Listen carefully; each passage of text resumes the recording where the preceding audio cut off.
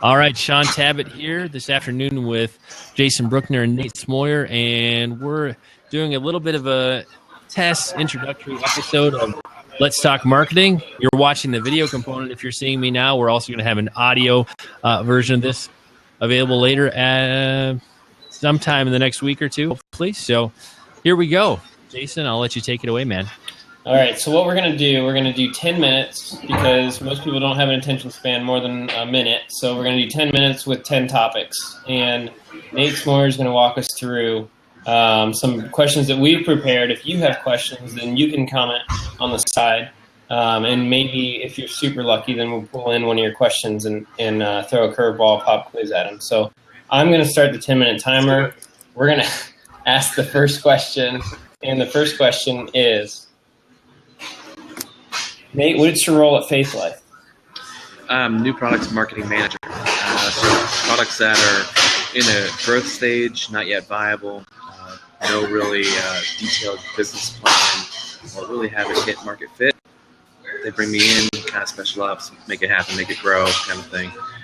So that's the basic, easy peasy description. But So it's like a startup of the big, like startup?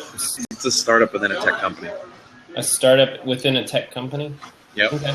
Go ahead. I was going to say, too, if you ever get a chance to talk to Bob, the CEO over at Faithlife, I mean, he's a serial entrepreneur. So, I mean, he's always starting and trying new things. So I love that goes throughout your whole culture there. Yeah, totally does. Yeah, we're always spinning up something, trying out something, and it can be exciting, confusing. We'd like to describe it as the land of ambiguity. And that's enough for a minute. So next question is trends that you see emerging in 2016. One thing I've been following. And what trends do you see happening? Well, one thing I've been following is the discussion around ad fraud in real-time bidding networks. There was some news yesterday that came out about Facebook Atlas removing their ads from another ad network of something like 75% came out to prove was fraud. I work in direct buy advertising, so I'm still a fan of direct buy. Direct buy has a place. Sponsored content is going to still be a big deal. People have to figure out how to buy sponsored content and be able to scale their efforts, and that's not just blog posts and news articles, but that's including podcasting. The infrastructure's got to be built out by that. We can't rely and wait on the IAB to do that for us. And 30 seconds to spare. No. Half a second to spare. All right, so next question with a minute is, you recently were part of the Digital Media Summit in our 2016. After the experience, any thoughts on what those of us working in the faith-based media space need to seriously be thinking about? Man, you know what? Real application. So I got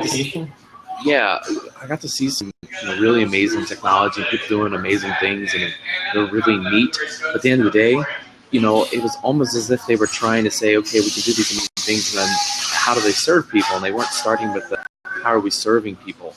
And I'm not to say that we should stop with the advancement of technologies or try to continue with experimenting, but really at the end of the day, if you've got a monster truck ministry and it requires everyone buys one so that they can go drive together on the weekends and then do discipleship and life together, well, that's kind of cool and all, but it's like 10 people can join that maybe, and I don't know. Some of the stuff seemed really flashy and kind of, look over here, and we're really real applications. That's really good. So real application. Yeah. That's a strong point. It's something to be thinking about. And Sean and I right now are at a phase where we're looking to launch something, so that's pretty smart. Something we can think through. Next question is influencer voices that we need to be paying attention to. Subpoint, what's your beef with Gary Vaynerchuk? You called me out on it. All right, let me just handle that real quick. So there's no beef. If you know Biggie Smalls, he'll explain to you what real beef is. It's when you roll no less than 30 deep. That's beef. So I don't have beef with Gary Vaynerchuk. I just can't answer the question, or I guess I really don't still quite understand why does everyone love him. It's not to talk bad on him or say anything bad at him. And obviously, he's doing something right. I haven't read any of his books. All right, So maybe 30 if I read seconds on 2 to pay attention to. Yeah, maybe if I read a book, my mind would change. But I haven't read a book. People to pay attention to. Robert Cialdini is my favorite. If you get anything from Influence Company, you should read it. Thalamus, their ad tech weekly report is fantastic. Thalamus.co. That's one of my favorites recently. That's good. That's 2. Noah Kagan. Noah Kagan. Doesn't count. It's outside of the minute. You're a second and a half over. Next question. Book, print, ebook, or audiobook? I use audio for leadership or thought-oriented type books. So I find Malcolm Gladwell to be fantastic in audio. I'm doing Living Forward by Michael Hyatt right now in audio, and I also just started up last night another book. I can't even remember the name of the book or the name of the author. I just know he's the guy who wrote The Power of Habit. Something like Bigger, Faster, Stronger, or something like that. I don't think I said it. That's gym equipment. But no, it's about productivity and how our minds work on that. But with print, I use for study. So Traction, Nir and Ryan Hoover's Hooked, Influenced by Cialdini, Getting to Yes. Those are the type of books that you got to get in print and study. The book Ask by Ryan Levesque about survey sales funnels. That's also another one you have to have in print. They don't work in the other format. I'll do ebooks if they're cheap, free, or they're a shorter version of something I know that's just going to get straight to the point. Sweet. And then 2 skills entrepreneurs, and you were scared to answer this. Well, can I interrupt for a second? Go ahead. Entrepreneur is an overused word, and that's putting it lightly. I would say it could be 2 skills an entrepreneur needs to succeed, or 2 skills somebody looking to grow and bring massive change within an organization, which we should all be trying to do. What might they need to succeed? Go either way you want with that question. Okay. Well, I have successfully closed 3 businesses without acquisition, and I've started one nonprofit, and that's been running now for 12 years. Some of the differences are things that I would say taken away from my experiences in that. So both starting up and running, and that's also I'll apply it internally. Planning, absolutely, you got to learn to plan, and it doesn't have to be formal, but you got to be able to plan. And then you got to understand leverage. If you don't understand leverage, that's leverage of your finances, leverage your assets, leverage your your social capital with people, and then leverage with your teammates' skill sets. If you don't understand leverage, it's out. You share a lot on leverage. I see that from you. Or you've commented or shared notes about it a lot. And I was wondering what that means to you. But yeah, that's good. Then the next question is blogging dead? No. I don't know whoever said that. They just kind of bumped their head. No, it's not dead at all. We use blogs for some of our major brands, and we every once in a while we get something that's a mega hit, and it just brings traffic to us, without effort.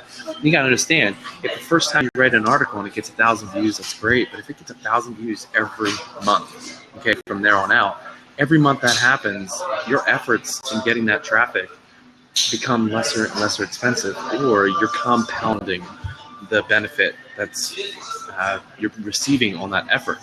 And so this is why people will pay someone to write 100 articles at $50 an article all up front to get that and see what connects, and then they repeat that process so they keep compounding their efforts over and over. That's good. We don't pay to write articles. I would just point that out. We don't do that. You sure you don't? Okay, because I would write. And then next question is, who needs to be podcasting or vlogging and why? Okay, simple answer to that is nobody. Nobody needs to do it. Yeah, but to really answer the question, I'm not into vlogs. I don't know. It just doesn't really interest me all that much. I think probably the people that can do that are the ones that just have to have a fascinating life. Anybody want to see you pour syrup on your waffles and then just talk about nothing? Maybe they do. I don't know. Seinfeld was a hit. but anybody has a good thought to share, a good story to share, and multiple of those. The best podcasts are the ones that even if they're focused on a particular topic, they tend to do a fantastic job in leading story all throughout that. So people who have that, go for it. Yeah, that's solid. Sean, anything you want to add? I'm giving you opportunity. Wow. Wow. No, You're the podcaster. Do I have a timer? Well, I know that you're shaking your head. That's why I said. Well, and I would agree that, nobody has to do vlogging or podcasting. But if you have a passion for it, or you want to meet new people or find a new way to grow your platform, it can be a great way to do that. I mean, I've done 200 plus interviews over the last 3.5, 4 years.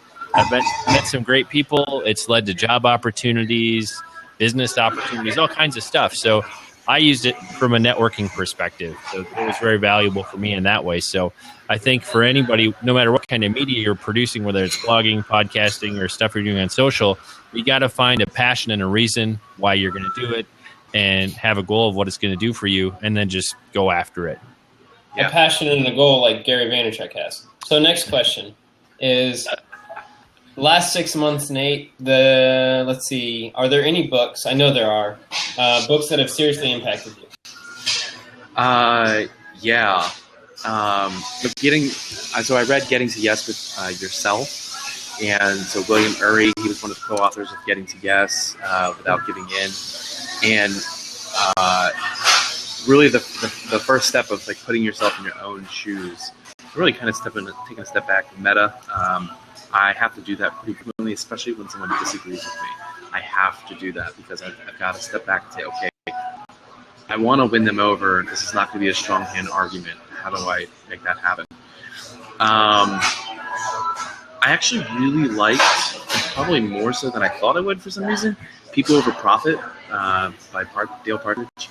And it's not because I ever doubted Dale. I've been a fan of Dale for, 5 years or so, ever since I heard about 7 way back when. And I don't know, he just really surprised me and really came through. Also, most recently, Lean In from Sheryl Sandberg. I read that in January also. And that, again, was a pleasant surprise. I thought it was going to kind of be like a man-hater book, if I'm being totally honest. But I think everybody has a lot to learn from this. And I thought Sheryl did a fantastic job of presenting the art differences between how men and women lead and some of the ways that also treated. And so being aware of that was really good. So it's something good that my fiance and I could also talk about. Awesome. Last question, and there's no way we're over 10 minutes because, no, I'm kidding. So the last question is indispensable, and this is everyone's question, indispensable tools, apps in your world for your success. Man. The WebRank Chrome extension, Google Analytics, Link Tagger, Chrome extension. I don't know Chrome extensions, basically. Facebook, Pixel Checker, the Google Tag Manager, Helper. Those are all Chrome extensions. I have to have all those. There's just no way without. I use Evernote on the daily. You got to have that. I actually don't use a lot of social management tools because it's not part of my daily grind anymore. And so some of the native apps on my phone, that suffices enough. And, I have all notifications turned off because I just don't want that constant pinging. It's unnecessary to me. If this and that works for me while I sleep. It's just great. I do things like I archive everybody who's ever followed me or ever mentioned me or everyone that I follow, and every one of my tweets that ever goes out, I archive them automatically into spreadsheets. Using things like Pocket to find bloggers I should be working with, and then archiving their sites into spreadsheets and then tagging them with different tags so then I can later go back and reference them when they're searching. So, and then I just did, if you go to my website, natesmoyer.com/advertising, or natesmoyer.com/advertising, I put together 13 tools that I think are good for advertisers to use. So you can get that there. Great. And Sean, I think we're good. Sean, you can close us out, and then Yeah, well, I was gonna stop recording. that was good. I was gonna turn the tables and give Nate a chance to ask each of us a question while he has us. Is that? It's a pop quiz for a pop quiz. Yeah, man. Come on. What do you want to know? I want to know, what are the pain points? And Sean, you work for a publisher, but Jason, I know you work with a lot of publishers. What are the pain points in advertising for publishers? I can start. I think one of the biggest challenges I see is connecting our buys to actual book sales. So, we buy banners here, we do Facebook ads, Google AdWords, all kinds of stuff. But at the end of the day, I don't have good metrics to say, I spent X $1,000 and it sold this many books. I mean, that's a continuous struggle. And I know a lot of people in the industry would love to see something a little cleaner around that, but it's that elusive social media ROI, if you will. So, I mean, that's something I think about every day. Do you think people are getting tired of everyone designing a 14-week course to teach them how to be an expert in anything they want to be?